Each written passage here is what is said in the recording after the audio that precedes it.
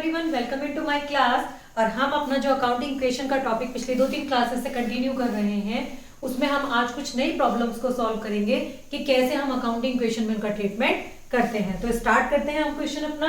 देखिए 4 इक्वेशन आज हमने यहाँ पर ली हैं जिनको हम यहाँ पर सॉल्व करेंगे।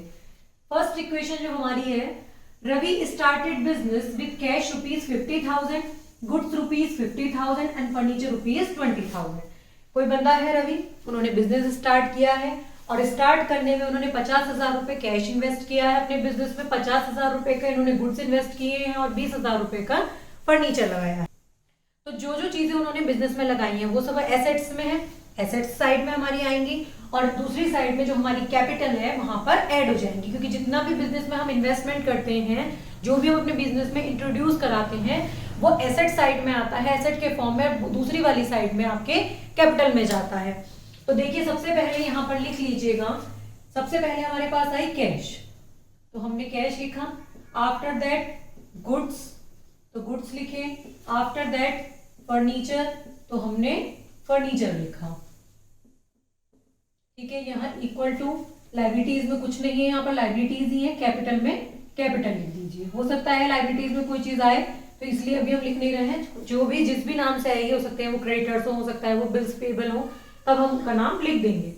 तो देखिए सबसे पहले आई हमारे पास कैश 50,000। आफ्टर दैट गुड्स आए 50,000 के। After that furniture 20,000।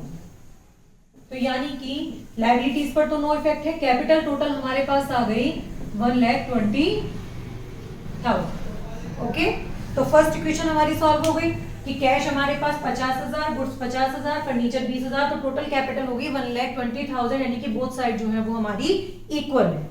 नेक्स्ट पर आते हैं, sold goods costing ₹10,000 for cash. पहले इतनी बात पढ़ते हैं। इन्होंने कहा कि 10,000 रुपए की लागत का माल इन्होंने नकद बेचा।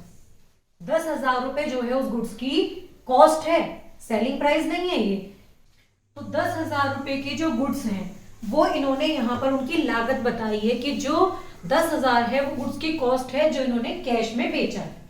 इसके बाद इन्होंने कहा एंड कॉस्टिंग ₹15,000 ऑन क्रेडिट, और 15,000 रुपए जिस माल की लागत थी, कॉस्ट जिसकी 15,000 थी, उसको इन्होंने उधार बेचा है। आगे क्या कह रहे हैं, both at A profit of 20%, यानी कि जो इन्होंने गुड्स बेचा है उसकी कॉस्ट तो हमें बताई है लेकिन उसका सेलिंग प्राइस हमें नहीं बताया। सेलिंग प्राइस कैसे बनेगा, जो उन्होंने प्रॉफिट का मार्जिन दिया है, जब हम कॉस्ट में उस प्रॉफिट को ऐड करेंगे तब हमारा सेलिंग प्राइस निकल कर आएगा। अब इन्होंने हमसे कहा कि एक गुड्स तो है हमारा 10,000 का जो हमने नकद बेचा है, दूसरा है 15,000 का जो हमने उधार बेचा है, और दोनों पर ही 20% प्रॉफिट लिया है। तो देखिए कैसे निकलेगा इनका सेलिंग प्राइस। मैं यहाँ पर कैलकुलेशन करके दिखा रही हूँ, calculation of selling price. Cash sales 10,000 plus 10,000 का 20%, यानी कि कितने हो गए, 10,000 प्लस 2,000 इक्वल टू 12,000। और यहां पर है आपकी क्रेडिट सेल्स,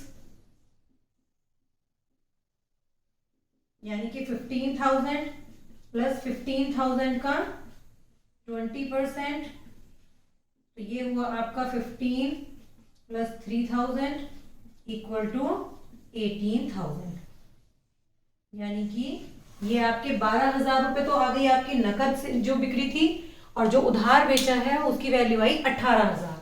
मतलब ध्यान से समझिए इस बात को, 10,000 रुपए लागत है जो आपके पास से जितने रुपए का सामान गया, लेकिन वो बिका कितने में है, 12,000 में। ऐसे ही 15,000 रुपए उस माल की लागत है जो आपने उधार बेचा है, लेकिन जो उसकी सेल वैल्यू है वो है आपके 18,000 रुपए। तो एक एक पॉइंट को सॉल्व करते हैं। पहले 10,000 रुपए वाले की बात करते हैं। हमने 10,000 के गुड्स बेचे, तो 10,000 रुपए का गुड्स आप कम करेंगे, यहाँ पर माइनस कर देंगे 10,000 रुपए यहाँ पर, और 15,000 रुपए के ये बेचे, तो टोटल कितने के गुड्स बेच दिए आपने, 25,000 के। 10,000 के नकद, 15 के उधार, तो 25,000 रुपए सबसे पहले लेस कीजिए गुड्स से, ये आपके गुड्स में से घट गया। अब बात आती है कि 10,000 वाला जो गुड्स है वो आपने बेचा 12,000 में, तो आपकी जेब में कितने रुपए आए? 12,000 रुपए नकद, 12,000 कैश में जोड़ दीजिए, 12,000 प्लस। अब इसके बाद इन्होंने 18,000 रुपए जो थे वो उधार माल बेचा 18,000 का। तो जब उधार बेचा है आपने, तो उसके वो कौन बने होंगे जिनको आपने बेचा है? आपके देनदार, यानी कि डेटर्स। डेटर्स कौन होते हैं? हमारी एसेट्स होते हैं। तो यहां पर एक एसेट और बढ़ा लीजिए, डेटर्स, ठीक है, डेटर्स। तो यहां पर फर्नीचर में हमारा कोई इफेक्ट नहीं, लेकिन डेटर्स में जो हमारा इफेक्ट आएगा वो डेटर्स हमारे बढ़ जाएंगे 18,000 से। लायबिलिटी में कोई इफेक्ट नहीं। अब देखिए यहां आपने 25,000 के गुड्स बेचे, 10 और 15 25, लेकिन बिके कितने में? वो 12 और 18 30, यानी कि 2,000 का प्रॉफिट तो आपने यहां अर्न किया, ये प्रॉफिट, और 3,000 का प्रॉफिट ये। तो ये 2 और 3 दोनों मिलकर कितने हो गए? 5,000। तो जो 5,000 का प्रॉफिट है वो कहां जाएगा? फिर से रिपीट कर रही हूं कि प्रॉफिट, लॉस, इनकम, एक्सपेंसेस सब कहां एडजस्ट होते हैं? कैपिटल में। तो हम 5,000 रुपए के प्रॉफिट को ऐड कर देंगे यहां कैपिटल में। एक बार फिर से समझिए ये वाला पॉइंट। 10,000 रुपए की लागत का माल हमने 20% प्रॉफिट पर बेचा, तो 10,000 रुपए के गुड्स हमने यहां कम किए, 25,000 जो आए हैं, मैं छोटा सा यहां लिख देती हूँ समझ के लिए, 10,000 प्लस 15,000, ठीक है। तो 25,000 रुपए हमारे ये आए, 10,000 का गुड्स हमने कैश में बेचा, वो आ गया, 15,000 रुपए का हमने उधार बेचा, वो आया, तो टोटल 25,000 हमारे कम हो गए। 10,000 रुपए का गुड्स बेचा हमने 20% प्रॉफिट पर, यानी 12,000 में, वो हमने कैश में ऐड कर दिया। 15,000 रुपए का जो गुड्स उधार बेचा है वो भी हमने 20% प्रॉफिट पर बेचा है, उसकी कीमत आई 18,000।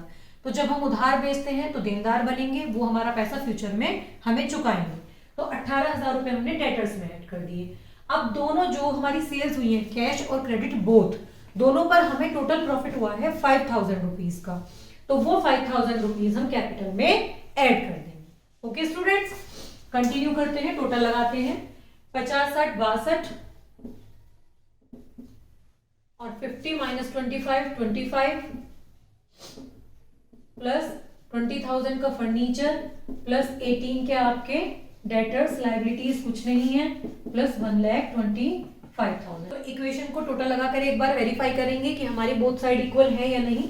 हमारी जो कैपिटल लायबिलिटी साइड में जो कैपिटल दी हुई है वो 1,25,000 है, तो टोटल करके देखेंगे 62,000 प्लस 18,000, 60, 70, 80, 90, 100, 1,25,000 रुपए आपके पूरे आ रहे हैं, यानी कि इधर भी 1,25 और इधर भी 1,25, तो यानी कि हमारी इक्वेशन जो है वो ठीक है।